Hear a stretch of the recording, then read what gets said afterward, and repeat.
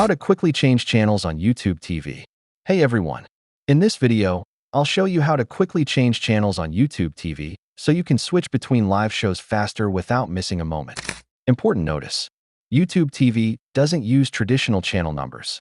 Instead, it uses a modern interface with a live guide, recently watched list, and voice search options for faster navigation. Step 1. Use the live guide. Open the YouTube TV app on your device. Navigate to the Live tab at the top.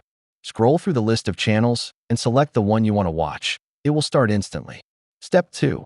Use the Back button for quick channel surfing.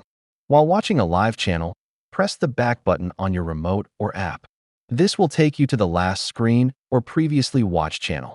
Perfect for flipping between two shows. Step 3. Use the Home tab, Recently Watched. Go to the Home tab. Scroll down to the Recently Watched section. Tap on any channel to switch back quickly. Step 4. Use voice search, if available. If your remote has a mic button, press and hold it. Say the channel name, e.g., ESPN or CNN, to switch directly without using the guide. Step 5. On mobile devices. Tap the Live tab at the bottom. Scroll and tap the channel you want to switch to. Simple and fast. Thanks for watching.